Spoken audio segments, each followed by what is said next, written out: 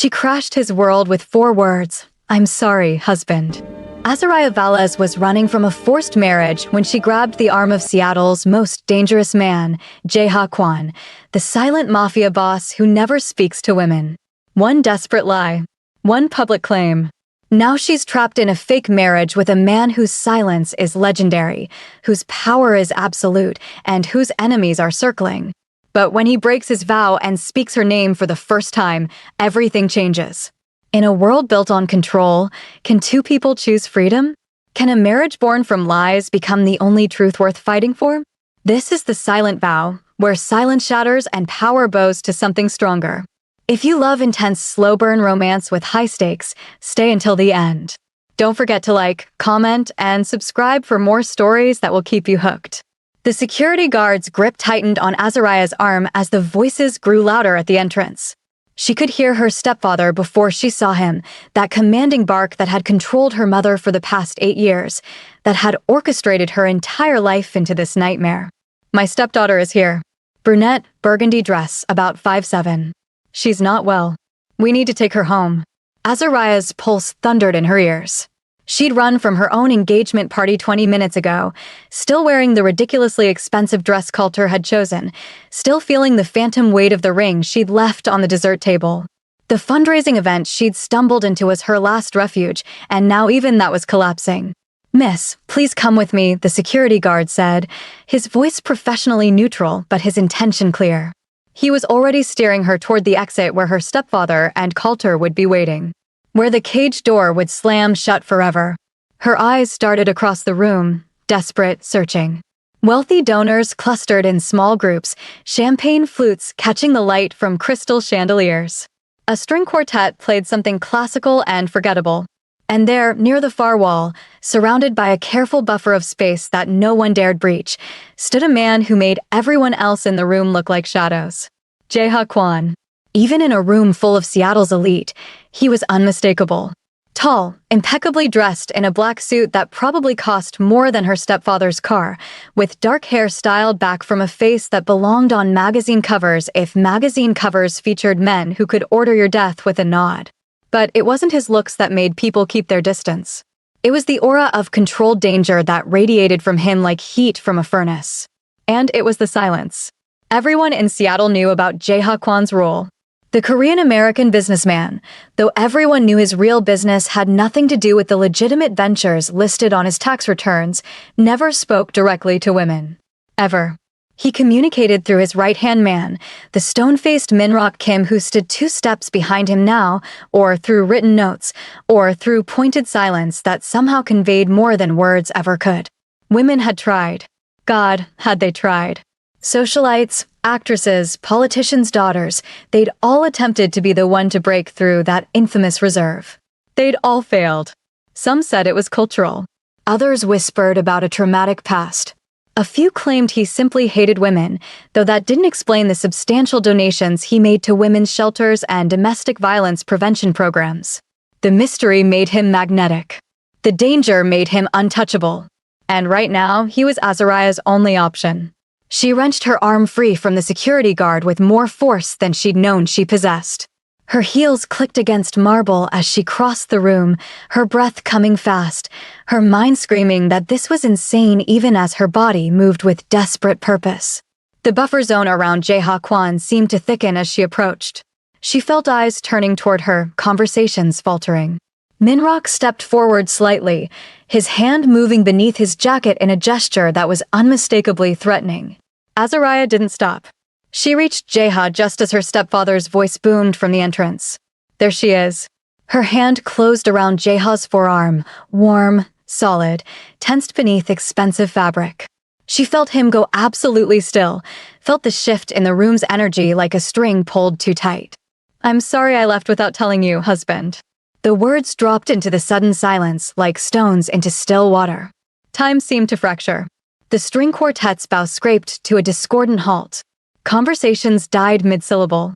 Every eye in the room fixed on them, on her hand gripping his arm, on her desperate expression, on his utterly impassive face. Azariah felt her stepfather and Coulter approaching, heard their footsteps falter as they registered the scene. Her heart was going to explode. Her gamble was insane. Jae-ha Kwon was going to shake her off, maybe have Minrock remove her forcibly, and then she'd have nothing. Worse than nothing. She'd have humiliated herself in front of Seattle's most dangerous man, and she'd still end up dragged back to Coulter and that suffocating political marriage. Jae-ha Kwon looked down at her hand on his arm. His expression remained unreadable, but something flickered in his dark eyes, calculation, maybe, or curiosity. The silence stretched so long Azariah thought she might break, might start babbling explanations or apologies or both. Then he moved. Slowly, deliberately, Jae-ha reached into his inner jacket pocket. He pulled out a platinum ring, simple, expensive, the kind of thing a man like him would wear if he wore jewelry at all. Without breaking eye contact with her, he slid it onto his left ring finger. And nodded once. The room erupted. Shocked murmurs rose like a wave. Someone dropped a glass. Azariah heard her stepfather make a strangled sound somewhere between fury and disbelief. But Jae-ha's eyes never left hers, and in that moment, she understood that she'd just made a deal with the devil. His hand, large, controlled, radiating quiet power, moved to cover hers where she still gripped his arm. The touch sent electricity racing up her spine. Then he turned, positioning himself slightly in front of her, a human shield between her and the rest of the room. Minrock materialized at Jae-ha's other side, his phone already out. "Sir?" His voice was low, controlled, but Azariah heard the underlying tension. Jae-ha's gaze finally left hers, tracking to where her stepfather and Coulter had frozen halfway across the room. Marcus Valles looked like he'd swallowed glass. Coulter Wainwright's handsome face had gone red with rage barely contained beneath his politician's mask. "Mr. Kwon," Marcus recovered first, his voice booming with false joviality. "I think there's been some misunderstanding. My stepdaughter is unwell. She's supposed to be at her engagement party right now." Jae-ha raised one hand. The gesture was minimal, barely a movement, but Marcus fell silent immediately. The power in that small motion was staggering. Minrock stepped forward, his phone still in hand. "Mr. Valles. Mr. Wainwright. I'm sure you're aware that you're interrupting a private event. Mr. Kwon's wife was briefly detained by your security concern. As you can see, there's no issue here." Wife. The word hung in the air like a physical presence. "That's ridiculous," Coulter snapped, his control fracturing. "She's engaged to me. We were at our engagement party an hour ago. This is some kind of... Are you calling Mr. Kwon a liar?" Minrock's voice dropped several degrees. The threat in those words was unmistakable. Azariah felt Jae-ha's hand tighten slightly on hers, not painful, just present. Grounding. She realized she was shaking. Coulter's jaw worked. He was a city councilman with aspirations for state office, handsome and charismatic and used to getting what he wanted. But even his ego recognized the danger of directly challenging Jae-ha Kwon. "I want to hear it from her," Coulter said finally, his eyes boring into Azariah. "Azariah, stop this nonsense. You're embarrassing yourself and you're embarrassing me. Your mother is worried sick." The mention of her mother sent a spike of guilt through Azariah's chest, but it was followed immediately by white-hot anger. Her mother who'd stood silent while Marcus arranged this marriage. Her mother who'd stopped fighting for anything years ago. "I'm exactly where I want to be," Azariah said, and was surprised by how steady her voice sounded. Marcus's face darkened. "Young lady, you will stop this ridiculous act immediately. Mr. Kwon, I apologize for my stepdaughter's behavior. She's been under a great deal of stress with the wedding planning." Jae-ha moved. He released Azariah's hand only to slide his arm around her waist, pulling her against his side with a proprietary ease that made her breath catch. The gesture was unmistakably possessive. His body was warm and solid against hers, and she could feel the controlled strength in every line of him. Then he leaned down, his lips near her ear, and she felt rather than heard the exhale of breath that might have been words if he'd actually spoken them. But he didn't. Instead, he straightened and looked at Minrock with one raised eyebrow. Minrock's expression remained professionally neutral, but something that might have been surprise flickered across his face. "Mr. Kwon says his wife looks tired. He's taking her home. He thanks you for your concern, but suggests you direct your attention to your own business rather than his marriage." The dismissal was absolute. Marcus opened his mouth, closed it, opened it again. Azariah had never seen him at a loss for words. It was almost worth the insanity of what she'd just done. "This isn't over," Coulter said quietly, his politician's smile finally dropping away to reveal something cold and mean underneath. "Not by a long shot." Jeha's response was to turn away, guiding Azariah with him toward a side exit. Minrock fell into step behind them, and suddenly they were moving through a private corridor, away from the shocked whispers and her stepfather's impotent fury. Azariah's legs felt like water. The adrenaline that had carried her through the confrontation was draining away, leaving her hollow and shaking. She'd just claimed to be married to Jeha Kwan. He'd backed up her lie, and she had absolutely no idea what happened next. They emerged into a private garage where a black Mercedes waited, engine already running. A driver stood by the open rear door, his face carefully blank. Jeha guided her into the back seat, slid in beside her, and Minrock took the front passenger seat. The door closed. The car began to move. And finally, Jeha released her. Azariah pressed herself against her side of the car, her heart still racing. In the confined space, Jeha seemed even more imposing. His face remained unreadable as he pulled out his phone and began typing rapidly. Minrock's phone chimed. He read something, nodded, and glanced back at Azariah.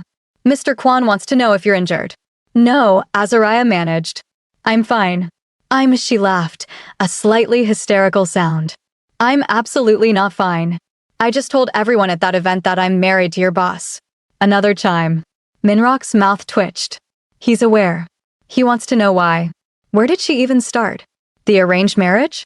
Her stepfather's political machinations? The fact that she'd felt like a doll being positioned on a shelf for the past 6 months? "I needed an escape," she said finally, meeting Jeha's dark eyes across the seat. "My stepfather arranged a marriage to Coulter Wainwright. Political connections, business deals, all very convenient for everyone except me. I ran. I ended up at that event.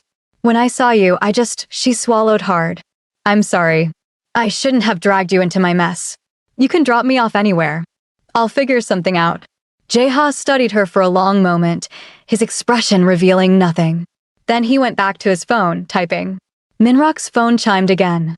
He says no. No to what? To dropping you off. To letting you figure it out.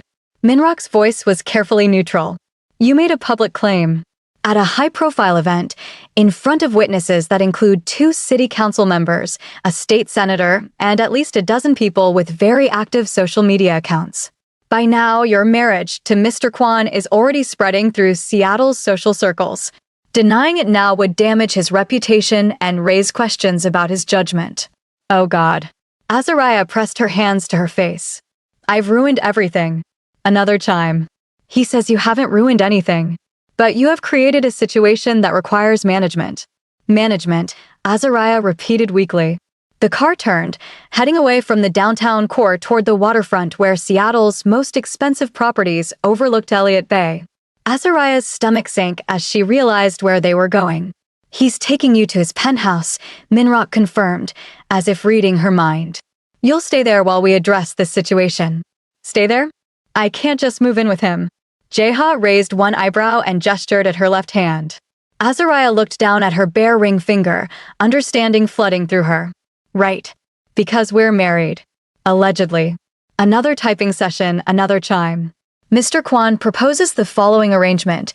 You maintain the fiction of marriage for a period of time sufficient to neutralize your stepfather's attempts to reclaim you. In exchange, you provide a public buffer that discourages the social climbing women who waste his time. You live in separate quarters, maintain professional boundaries, and make public appearances as necessary. When the situation resolves, you divorce quietly. It was insane. It was absolutely insane. It was also her only option. What about Coulter? Azariah asked. He's not going to just accept this. He's got political ambitions, and I was supposed to be part of his perfect image. Successful, young, biracial couple, it looked great in campaign photos. Jeha's jaw tightened fractionally. He typed for longer this time. Mr. Kwan says that Mr. Wainwright's response is his concern, not yours. He asks if you accept his terms. Azariah looked at the man beside her. Jeha Kwan, who never spoke to women, who ran Seattle's underground with ruthless efficiency, who just backed up her desperate lie without hesitation. His face remained impassive, but his eyes held something that might have been understanding. Why? She asked softly. Why help me? You don't know me. Jae-ha regarded her for a moment, then reached for his phone again. But this time, instead of texting Minrock, he turned the screen toward her. Because no one should be owned. The words hit her like a physical blow. For the first time since her mother had announced her engagement to Coulter 6 months ago, someone understood. Someone saw past the pretty speeches about partnership and mutual benefit to the ugly truth underneath. She was property in a transaction. And Jae-ha Kwon, for reasons she couldn't begin to fathom, was offering her a way out. I accept, Azariah said. Jae-ha nodded once, then reached across the seat. For a startling moment, she thought he might touch her face, but instead he opened the small compartment near her knee and pulled out a velvet box. He opened it to reveal a ring, white gold or platinum, with a single diamond that caught the passing streetlights. It was beautiful in its simplicity, elegant without being ostentatious. The kind of ring a powerful man might actually choose for a woman he cared about. Jae-ha gestured at her hand. Azariah extended her left hand, trying to ignore how much it trembled. He slid the ring onto her finger with steady precision. It fit perfectly. Of course it did. She stared at the diamond, at the weight of it, at what it represented. A lie. A shield. A bargain with a man who trafficked in power and silence. Thank you, she whispered. Jae-ha's gaze held hers for a moment longer, and she could have sworn she saw something shift in his expression, something almost like respect. Then he nodded and turned to look out the window, ending the conversation as effectively as if he'd walked out of the room. The car pulled into an underground garage beneath a sleek high-rise that screamed expensive even in its minimalism. They rode an elevator that required both a key card and a fingerprint scan, rising past floor after floor until it opened directly into a penthouse that took Azariah's breath away. Floor-to-ceiling windows overlooked Elliott Bay and the Seattle skyline. The space was open, modern, decorated in blacks and grays and whites, with occasional touches of deep blue. It was beautiful and sterile and felt more like a high-end hotel than a home. Jae-ha moved through the space with easy familiarity, Minrock trailing behind. Azariah stood near the elevator, suddenly aware that she was still wearing the burgundy dress from her engagement party, that she had no clothes, no phone, she'd left it in her purse at the party, no anything. Jae-ha turned back, noticed her frozen position, and frowned slightly. More typing. Mr. Kwon will show you to your room, Minrock said. Tomorrow, someone will take you shopping for necessities. Tonight, there should be suitable sleepwear in the guest suite. He paused. He also says you should eat something. You look pale. I'm fine, Azariah started, but her stomach chose that moment to growl audibly, betraying her. Something that might have been amusement flickered across Jae-ha's face. He gestured for her to follow and led her down a hallway to a bedroom that was easily twice the size of her apartment's living room.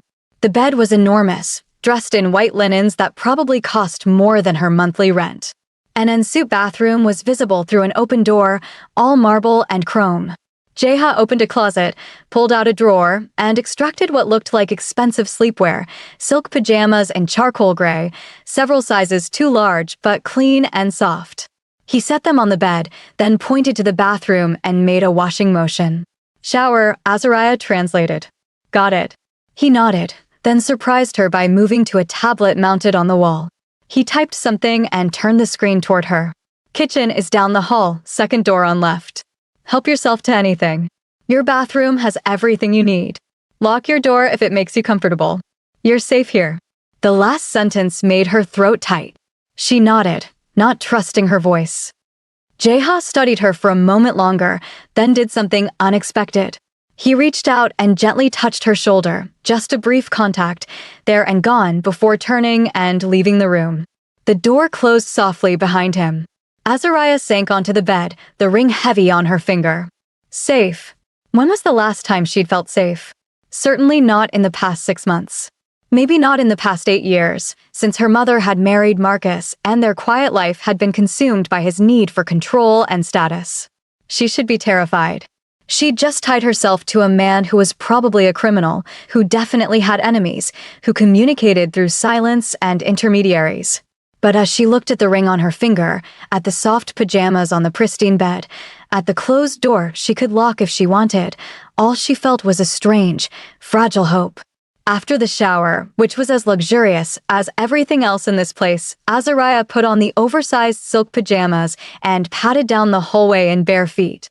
The kitchen was a chef's dream, all professional-grade appliances and marble countertops.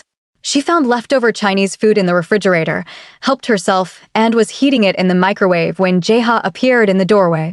He changed into casual clothes, black pants, and a fitted charcoal t-shirt that revealed lean muscle. His hair was slightly damp. He looked more human like this, less like an untouchable figure and more like a man who was tired and dealing with an unexpected situation. He raised an eyebrow at her appropriation of his leftovers. "You said help myself," Azariah reminded him, then felt ridiculous because he couldn't respond. "Sorry. This is going to take some getting used to." Jae-ha moved to the refrigerator, pulled out a bottle of water, and set it next to her on the counter. Then he leaned against the opposite counter, arms crossed, watching her with that unreadable expression.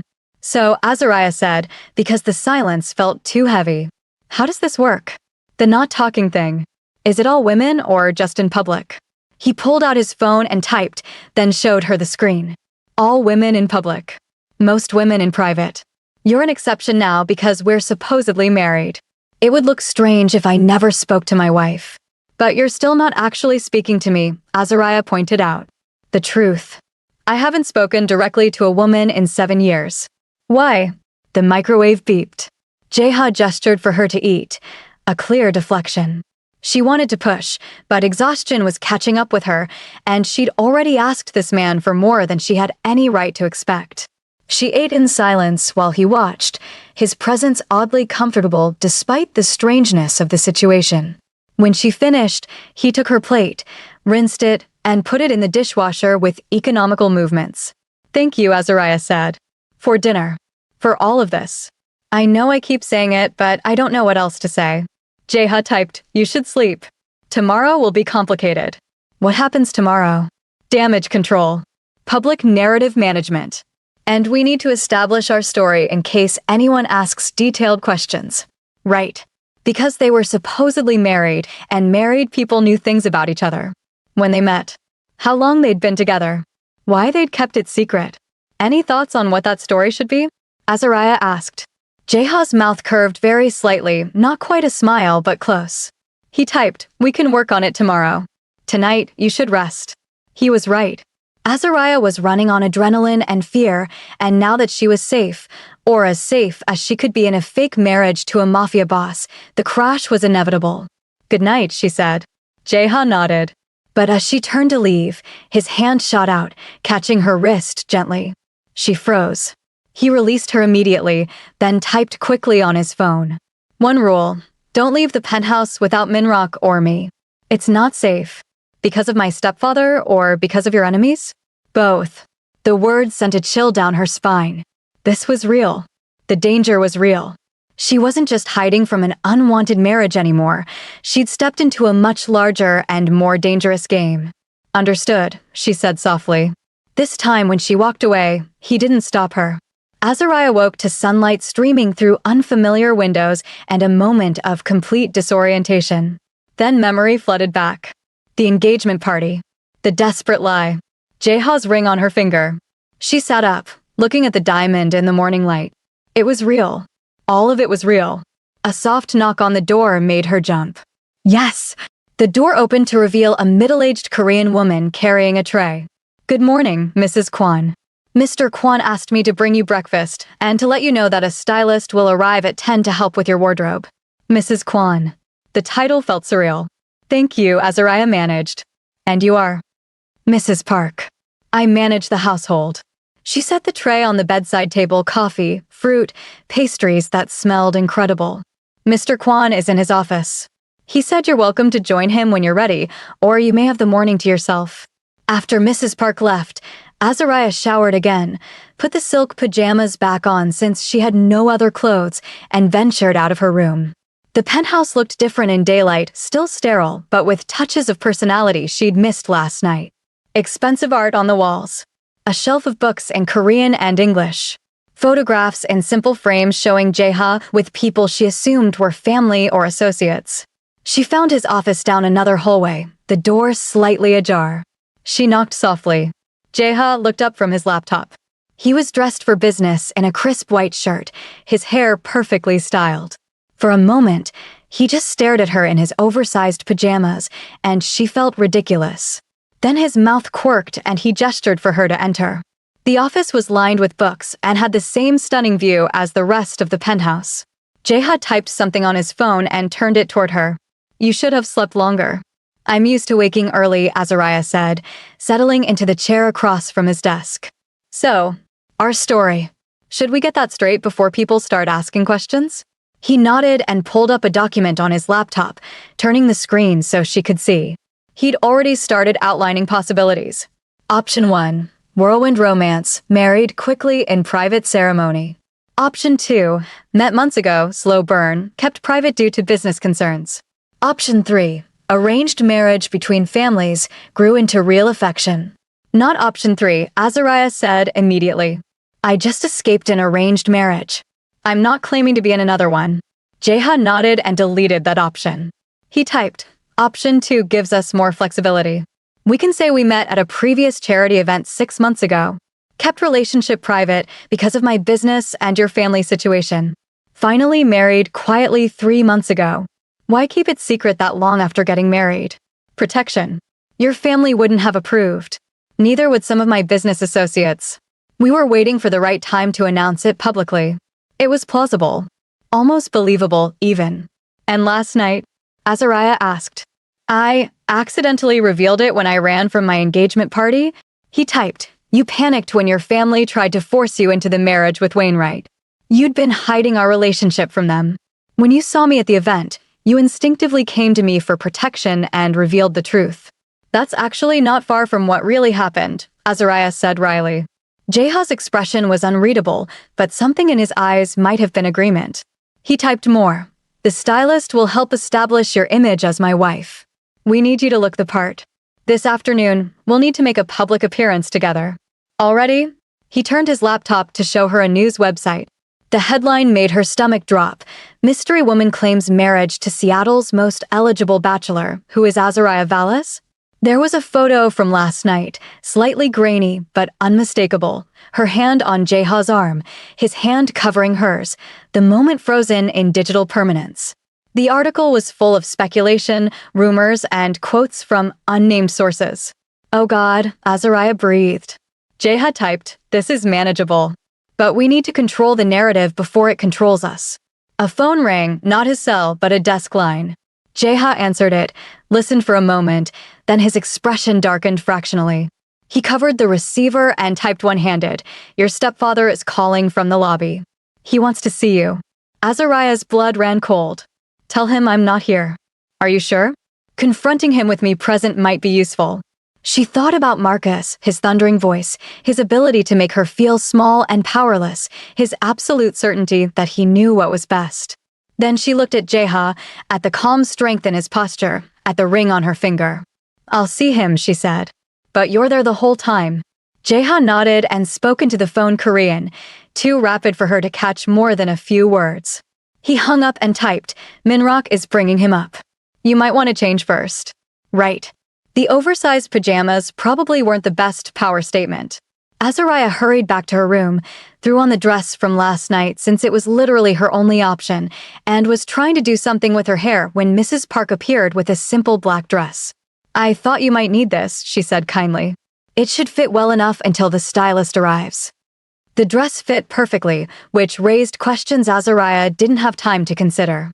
She made it back to the living room just as the elevator opened and Minrock escorted Marcus inside. Her stepfather looked like he hadn't slept. His expensive suit was rumpled, his face drawn. But his eyes burned with fury as they landed on Azariah. "What the hell do you think you're doing?" Jeha materialized beside Azariah before she could respond, his presence a solid wall between her and Marcus. Minrock positioned himself near the elevator, blocking the exit. "Mr. Valles," Minrock said evenly. "I remind you that you're a guest in Mr. Kwan's home. You'll speak respectfully or you'll leave." Marcus's jaw worked. His gaze shifted to Jeha, who stood silent and immovable. "I need to speak to my stepdaughter." "Alone." Jeha shook his head once. "This is a family matter. She's my wife." The words came from Minrock, reading from his phone. That makes her welfare my business. You'll say what you came to say, and then you'll leave. Marcus turned back to Azariah, his expression hardening. Your mother is devastated. Coulter's family is humiliated. You've made us all look like fools. I made my own choice, Azariah said, forcing her voice steady. You're 25 years old. You don't know what you want. Coulter is a good man with an excellent future. He can give you the life you deserve. The life you want for me, Azariah corrected. Not the life I chose. You chose this. Marcus gestured at Jeha with barely concealed contempt. You married a, he caught himself, but the word hung in the air anyway. Criminal. Gangster. Thug. Jeha remained perfectly still, but Azariah felt tension coil through him like a spring winding tighter. I married a man who respects my autonomy, Azariah said clearly. Which is more than I can say for you or Coulter. Marcus's face flushed. You have no idea what you've stepped into. No idea what kind of man. I suggest, Minrock interrupted smoothly, that you stop speaking. Mr. Kwan is being remarkably patient with your insults, but his patience is not infinite. For the first time, uncertainty flickered across Marcus's face. He might bluster and command in his world of political connections and business deals, but Jeha Kwan existed in a different sphere entirely. One where real power flowed through channels that didn't care about propriety or social standing. Azariah, Marcus tried again, his tone shifting to something that might have been pleading in another man. Think about your future. Your mother's position. If you embarrass Coulter's family, if you damage his political prospects, then I guess he'll have to find another accessory for his campaign photos, Azariah said flatly. Something dangerous flashed in Marcus's eyes. You'll regret this. Both of you. His gaze shifted to Jeha. Whatever you think you've gained by taking her, it's not worth the trouble. Her family has connections. Coulter has connections. You've made powerful enemies. Jeha's response was to step closer to Azariah, his hand coming to rest on the small of her back, warm, steady, possessive. Then he pulled out his phone with his free hand and typed rapidly before handing it to Minrock. Mr. Kwan says he doesn't make enemies, Minrock read aloud. He eliminates them. And he suggests you consider carefully whether you want to join that list. The threat was delivered in Minrock's professional tone, but its impact was visceral. Marcus went pale. Are you threatening me? Mr. Kwan doesn't make threats. He makes observations. He observes that if you continue harassing his wife, if you or Mr. Wainwright attempt to interfere with her freedom or safety, he will consider it a personal insult. And he has very permanent ways of addressing personal insults. The silence that followed was suffocating. Marcus looked between Jeha's impassive face and Azariah's raised chin, and she saw the moment he realized he'd lost. This isn't over, he said finally. Yes, Azariah said quietly. It is. Tell my mother I'm sorry for worrying her, but I'm where I need to be. Tell Coulter to find someone who actually wants to marry him. And tell yourself that you don't own me anymore. Marcus's mouth opened, closed. For perhaps the first time in his life, he had nothing to say. He turned and walked to the elevator. Minrock pressed the button for him. As the doors closed, Marcus called out, "You'll come crawling back. When you see what he really is, you'll come crawling back." The elevator descended. Silence filled the penthouse. Azariah realized she was shaking. Jeha's hand was still on her back, grounding her. She turned to him and was startled to see something like approval in his expression. He typed on his phone, "You did well." "I don't feel like I did well. I feel like I'm going to throw up." The corner of his mouth lifted slightly. He gestured toward the kitchen, and she followed numbly. He poured her water, made her sit at the counter, and stood close enough that she could feel his presence like a shield. He's going to make trouble, Azariah said. He and Coulter both. Jeha nodded and typed, "Let them try. You don't understand. Coulter has political connections. Marcus has money and influence. They can make things difficult for you." He showed her his phone. "I have survived worse than a politician and a social climber. They're inconveniences, not threats. Why are you so calm?" "Because panic accomplishes nothing. Because I planned for this contingency when I agreed to your fiction. Because protecting you is now a matter of my reputation, and my reputation is everything." The words should have felt cold, transactional. Instead, they steadied her. Jeha wasn't doing this out of sentiment or pity. He was doing it because he'd committed to it, because to do otherwise would damage the carefully constructed image he'd built. It was honest in a way that felt more solid than false reassurances would have been. "Thank you," she said. Again. Jae-ha inclined his head. Then he glanced at his watch and typed, "The stylist will be here soon. You should prepare."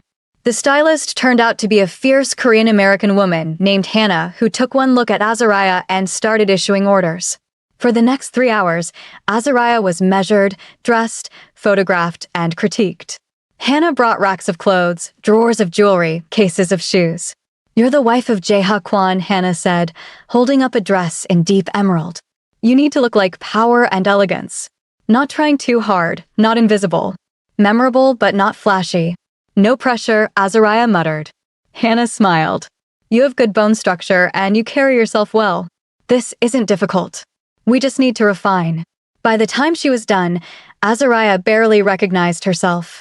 The emerald dress hugged her curves without being revealing, elegant heels added 3 inches to her height, and Hannah had styled her hair in loose waves that looked effortless, but probably required a degree in physics to achieve. "Perfect," Hannah declared. "Now you look like you belong beside him." The words stung slightly, as if Azariah needed to be transformed to be worthy. But when she walked into the living room where Jae-ha waited, she saw his expression shift fractionally. His eyes tracked over her slowly, and for the first time, she saw something other than calm calculation in his face. He typed on his phone, "You look beautiful." Heat flooded her cheeks. "Thank you. Where are we going?" "Lunch at the Heights. Very public, very visible. We need to be seen together as a couple. And I need to act like I'm madly in love with you." His mouth quirked. "Or at least comfortable in my presence. Madly in love might be excessive for a marriage we've allegedly kept secret for 3 months. Fair point. Still, the idea of performing affection for a man she barely knew, in public, while cameras inevitably watched, made her stomach twist. As if sensing her anxiety, Jae-ha typed, "Follow my lead. Stay close to me. Don't engage with reporters if they approach. Minrak will handle any questions. What if they ask me directly? Then smile and say no comment. Or lean into me and let me answer through Minrak." Right. Because he didn't speak to women in public. This was going to be the strangest lunch of her life. The Heights was Seattle's most exclusive restaurant, the kind of place where tech billionaires entertained and deals worth millions were negotiated over truffle risotto. The maitre d' greeted Jae-ha with deep respect and guided them to a corner table with perfect sight lines, far enough from other diners for privacy, visible enough that everyone would know they were there. Jae-ha held out Azariah's chair, a gesture so smoothly executed that she wondered how many times he'd performed this ritual with women he actually wanted to be with. None, she realized. He doesn't date. He doesn't interact with women beyond business necessities. So why had he agreed to her desperate fiction? She was still pondering that when she noticed heads turning. Whispers rippling through the restaurant. A woman at a nearby table subtly raising her phone. "We're being photographed," Azariah murmured. Jae-ha nodded slightly and reached across the table, taking her hand in his. The gesture looked natural, possessive in a gentle way. His thumb brushed over the ring on her finger, a reminder, maybe, or just part of the performance. His touch sent electricity through her nervous system. Focus, she told herself. This is fake. All of it is fake. Minrak appeared at a discreet distance, running interference with restaurant staff and keeping watchful eyes on their surroundings. A waiter brought water and menus, his professional demeanor not quite hiding his curiosity. Jae-ha studied his menu, then gestured at something and looked at Azariah with raised eyebrows, a question. "The salmon sounds good," she said, understanding. He nodded and indicated that to the waiter, then ordered for himself in rapid Korean. They were halfway through the meal, during which Jae-ha had somehow managed to be attentive without speaking, anticipating her needs for water or bread with small gestures, when Coulter appeared. He materialized at their table with the confidence of a man used to commanding attention, his campaign smile firmly in place despite the anger burning in his eyes. "Azariah," he said warmly, as if they were old friends reuniting. "What a surprise seeing you here." Jae-ha's hand tightened fractionally on his wine glass. Minrak moved closer, but Coulter raised his hands in a peaceful gesture. "I just want to talk to my fiancé," Coulter said, his voice carrying to nearby tables. Surely that's not too much to ask. I'm not your fiancé, Azariah said clearly. I'm married. Coulter's smile didn't waver, but his eyes went cold. To him?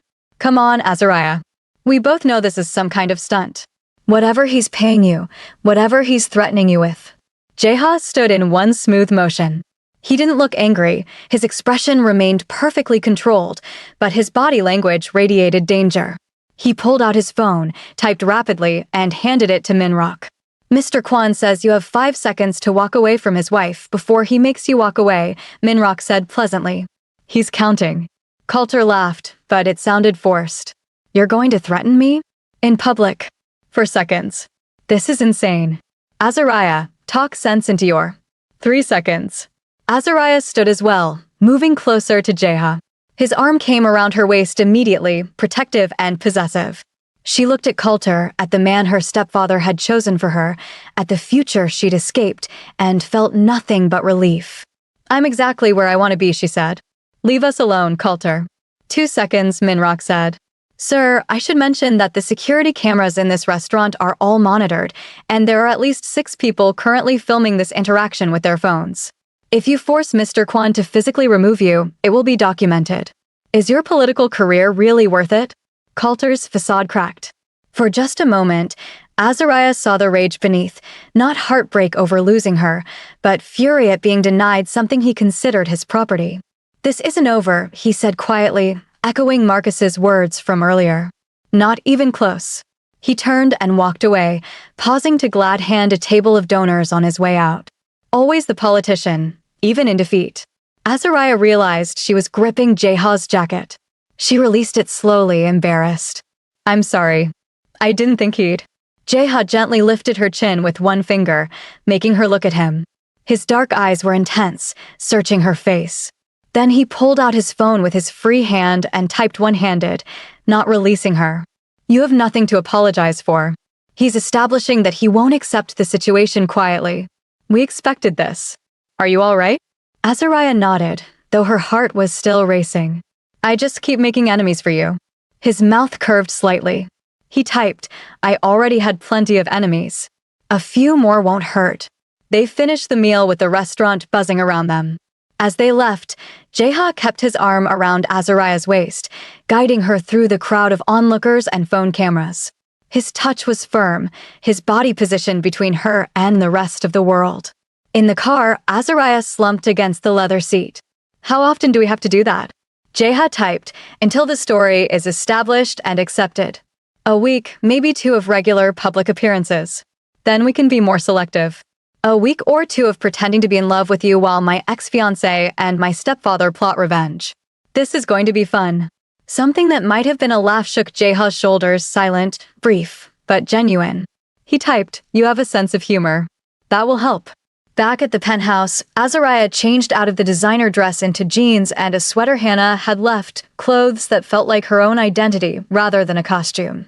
She found Jeha in his office again, working on his laptop with the intensity of a man who ran multiple businesses, legitimate and otherwise. She knocked softly. He looked up, nodded permission for her to enter. Can I ask you something? Azariah settled into the chair across from him. Your rule. About not speaking to women. Will you ever tell me why? Jeha's expression shuddered. He turned back to his laptop, and she thought he'd refuse to answer. Then his fingers moved across the keys, not typing an email, but opening a document. He turned the laptop toward her. 7 years ago, I was engaged to be married. Her name was Mina. She was beautiful, intelligent, from a good family. I thought I loved her. 2 weeks before the wedding, I discovered she'd been working with a rival organization. Everything between us, every conversation, every intimate moment, had been intelligence gathering. She'd recorded me, documented my business dealings, past information that led to the deaths of 3 of my men. When I confronted her, she laughed and said I'd been easy to manipulate because I talked too much in bed. I broke the engagement. She disappeared.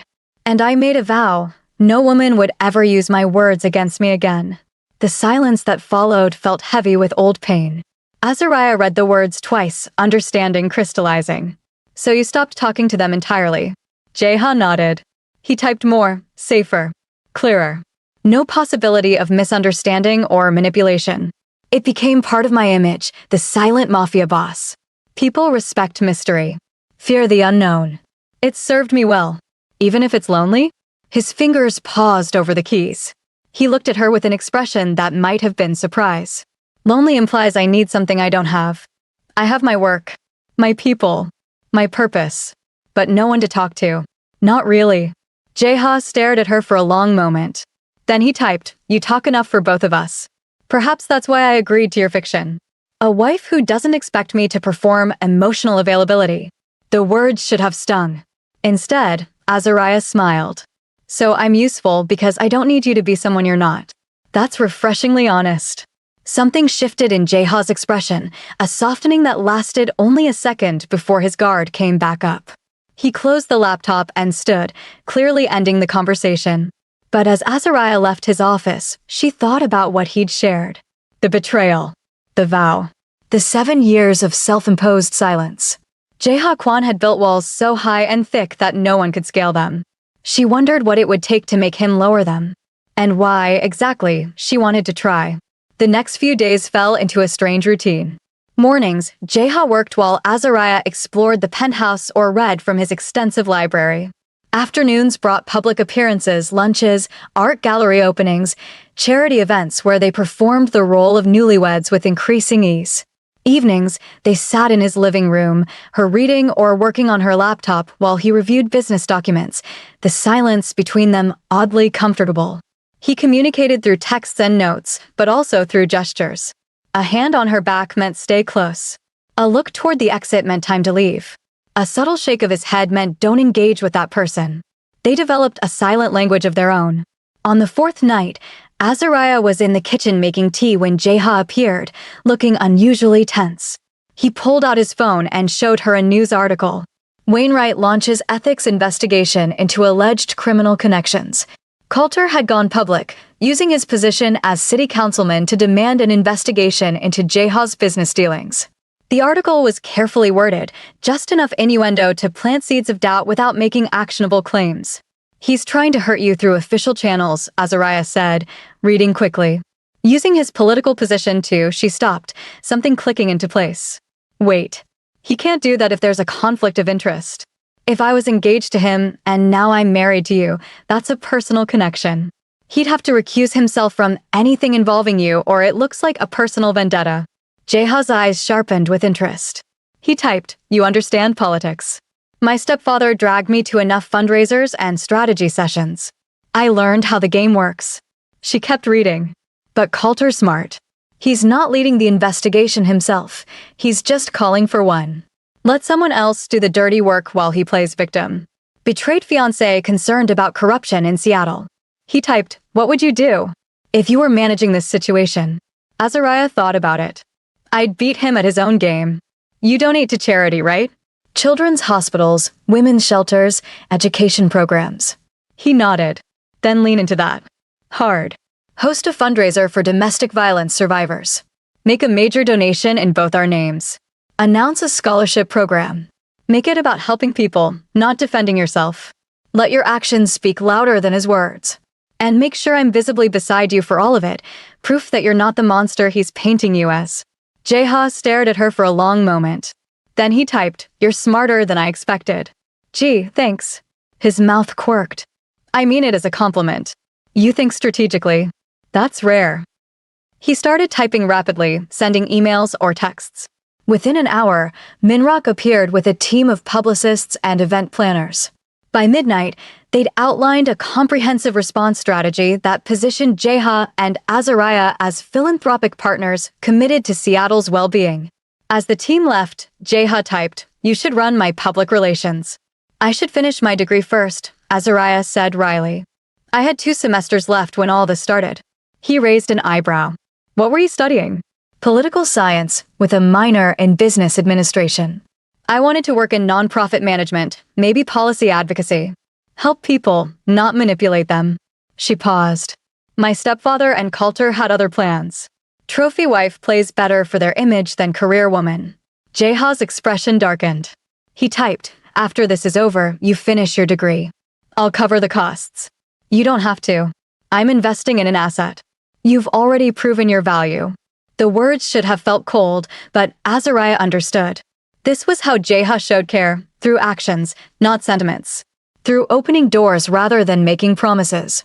Thank you, she said softly. He nodded and stood, clearly planning to return to his office. But Azariah stopped him with a question. Do you ever regret it? The vow. 7 years of silence. Jeha's hand stilled on his phone. He typed slowly, sometimes. When I need to give commands in urgent situations. When something requires immediate clarification. But regret implies I would change it. I wouldn't. It's kept me alive and in power. But at what cost? What cost? I'm successful. Feared. Respected. I've built an empire. You're lonely, Azariah said gently. You're surrounded by people, but you're completely alone. That's a hell of a cost, Jeha. He stared at her, and for the first time, she saw cracks in his careful control. His jaw tightened. His fingers moved over his phone keys, then stopped. He tried again. Deleted whatever he'd written. Finally, he typed just 2 words. Good night, Azariah. She watched him walk away, watched the rigid set of his shoulders, and realized something important. Jeha Kwan's silence wasn't just protection. It was a prison he'd built for himself. And he'd been locked inside it for so long that he'd forgotten what it felt like to be free. The fundraiser was held in a waterfront venue with floor-to-ceiling windows overlooking Elliott Bay. 500 of Seattle's wealthiest citizens paid $1,000 per plate to attend, with all proceeds going to a domestic violence prevention program. Jeha had personally matched every donation dollar for dollar. Azariah wore a gown in midnight blue, her hair swept up, jewelry that Jeha had given her real, expensive, part of maintaining their image. She played her role perfectly, the devoted wife supporting her husband's philanthropy, gracious with guests, comfortable in this world of wealth and influence. But underneath the performance, she watched Jeha, watched how people approached him with a mixture of respect and fear, watched how carefully he controlled every interaction. Watched how isolated he was despite being surrounded by hundreds of people. Midway through the event, Coulter made his entrance. Of course he did. This was a public event for a good cause. He couldn't be seen avoiding it without looking petty. He worked the room with politicians' ease, shaking hands and sharing smiles. But his trajectory was clear. He was heading toward them. Azariah felt Jeha tense beside her. His hand found the small of her back, protective. Mr. Kwan, Coulter said, extending his hand with that perfect smile. Wonderful event. Very generous of you. Jeha didn't take his hand. He simply nodded once, the gesture somehow conveying absolute dismissal. Coulter's smile tightened. He turned to Azariah. You look beautiful. That dress is stunning. Thank you, Azariah said coolly. I've been meaning to reach out, Coulter continued, his voice carrying to nearby listeners. To apologize for any misunderstanding between us. I clearly misread our relationship. I hope we can part as friends. It was a masterful play. Publicly gracious, privately cutting. Implying that their engagement had been a misunderstanding that Azariah had led him on. Making himself the reasonable party. Before Azariah could respond, Jeha pulled out his phone and typed rapidly. He handed it to Minrock, who'd appeared at his side. Mr. Kwan says there's no misunderstanding, Minrock read aloud, his voice carrying clearly. His wife was clear in her intentions when she left your engagement party to be with her husband. He appreciates your gracious acceptance of the situation and hopes you find happiness elsewhere. The words were perfectly polite and absolutely cutting. Husband. Wife. Her husband. The possessiveness was deliberate and public. Coulter's mask slipped fractionally. Of course. Well, I wish you both the best. He leaned closer to Azariah, voice dropping. Enjoy it while it lasts. Men like him don't keep women around long. You'll be replaced soon enough. Azariah felt fury rise in her chest. But before she could respond, Jeha moved. He stepped between her and Coulter, his body language unmistakably aggressive. Then he did something that made the entire room go silent. He spoke. Leave. One word. Quiet. Controlled. But absolutely final. The room erupted in whispers. Heads turned. Phones appeared. Jeha Kwan, the man who famously never spoke to women, who communicated through silence and intermediaries, had just spoken. In public. in defense of his wife.